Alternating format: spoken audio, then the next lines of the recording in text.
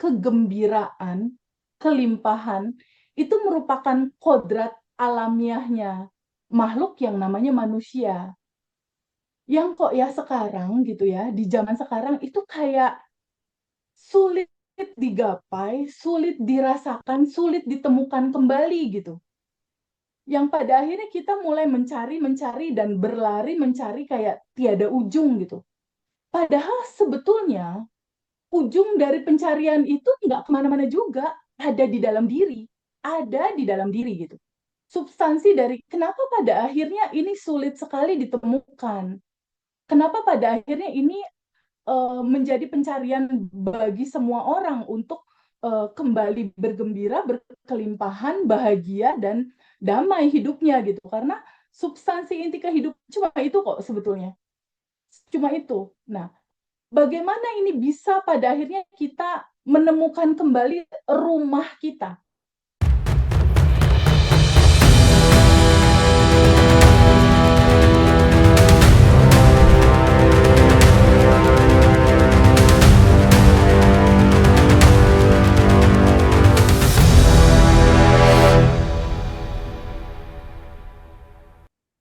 Jadi Teh Febi, kita langsung gas saja. Yuk. Kita tahu bahwa keajaiban itu kan biasanya dimulai pada saat kemudian kita sudah menerima apa adanya. Percaya penuh pada tarian semesta, percaya penuh kepada Tuhan bahwa yang hadir, yang kita alami saat ini itu adalah yang sempurna, yang terbaik. Kemudian kita mencoba untuk ya melepas. Tapi pertanyaannya, gimana supaya kemudian kita itu bisa melepaskan tanpa harus tumbang gitu ya? Hmm. Pasrah tapi tidak tumbang begitu. Mungkin ini yang perlu dielaborasi. Silakan Teh. Hmm. Ya, terima kasih banyak Mas Hendra. Thank you so much. Salam bahagia untuk teman-teman semua. Hari ini kita kumpul betul yang tadi Mas Hendra bilang. Tidak sekedar Zoom dan kita berkomunikasi sharing testimoni, tidak tentang itu gitu. Seperti yang tadi Mas Hendra jadikan pertanyaan, gimana caranya ya kita bisa melepas tapi nggak tumbang gitu. Nah, satu hal sebetulnya Mas Hendra, Hmm. yang menjadi satu perjalanan tiada akhir ya dari seorang manusia dari zaman ke zaman. Bisa dikatakan ini dari zaman ke zaman gitu. Dari mulai awal adanya manusia, lalu zaman para nabi, sampai pada akhirnya zaman sekarang. Pencarian terdalam itu selalu sama tentang siapakah diriku sebenarnya gitu. Pencarian terdalam selalu sama tentang bagaimana aku bisa menemukan kebahagiaan, bagaimana aku bisa menjalani hidup ini dengan bahagia, dengan tenang, bukan berkelimpahan. Itu semua manusia hampir rata-rata fitrahnya mencari itu, Mas. Semua manusia fitrahnya mencari itu gitu. Dan yang sesungguhnya fitrah bagi semua orang atau hak hidup semua orang itu memang bahagia dan berkelimpahan, dua itu ya, bahagia dan berkelimpahan. Jadi kodrat kodratnya manusia itu adalah kegembiraan, kelimpahan, itu merupakan kodrat alamiahnya makhluk yang namanya manusia. Yang kok ya sekarang gitu ya, di zaman sekarang itu kayak sulit digapai, sulit dirasakan, sulit ditemukan kembali gitu. Yang pada akhirnya kita mulai mencari dan berlari mencari kayak tiada ujung gitu. Padahal sebetulnya ujung dari pencarian itu nggak kemana-mana juga, ada di dalam diri, ada di dalam diri gitu. Substansi dari kenapa pada akhirnya ini sulit sekali ditemukan, kenapa pada akhirnya ini menjadi pencarian bagi semua orang untuk kembali bergembira, berkelimpahan, bahagia, dan damai hidupnya gitu. Karena substansi inti kehidupan cuma itu kok sebetulnya. Cuma itu. Nah, bagaimana ini bisa pada akhirnya kita menemukan kembali rumah kita yang tenang, yang damai, yang nyaman, yang sejatinya kamu, yang itu adalah dirimu, yang itu adalah kodratmu, yang itu adalah rumah ilahiyahmu, itu adalah moralmu gitu. Nah, itu memang tidak tidak bisa dilakukan atau tidak bisa kita dapatkan jika kita tidak hening sejenak gitu, Mas.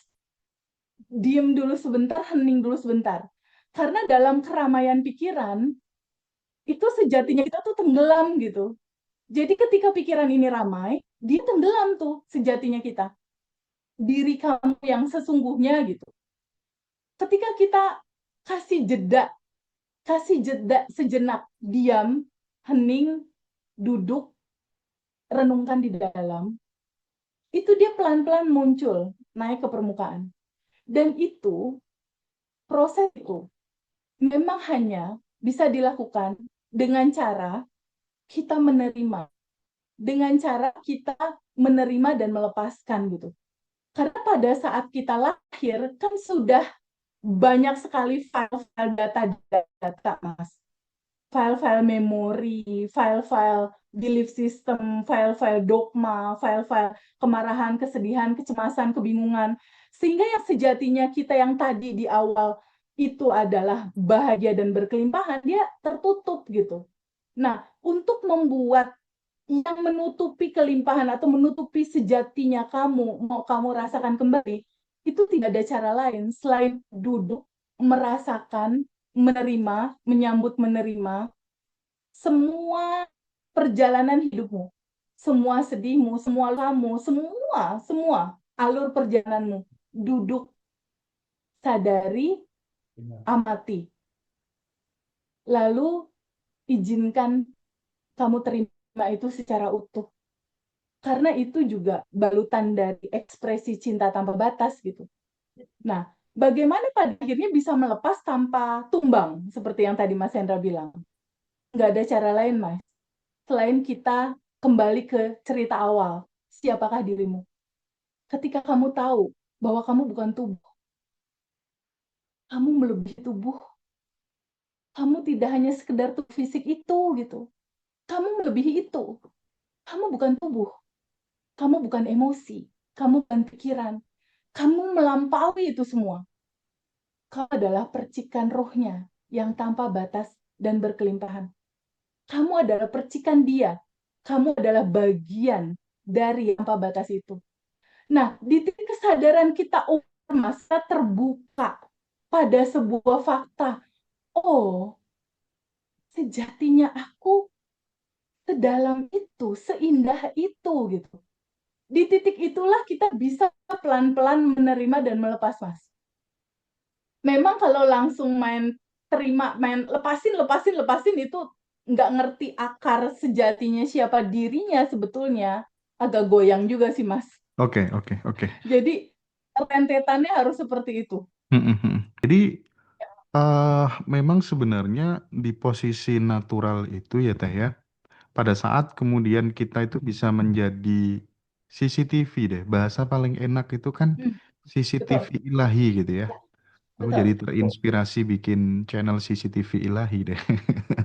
Jadi pada saat kemudian kita ngomong soal CCTV kan ketika ada orang nyebrang kan yang gugup, yang khawatir kan si orang yang nyebrang itu. CCTV-nya sih tetap netral-netral aja gitu ya.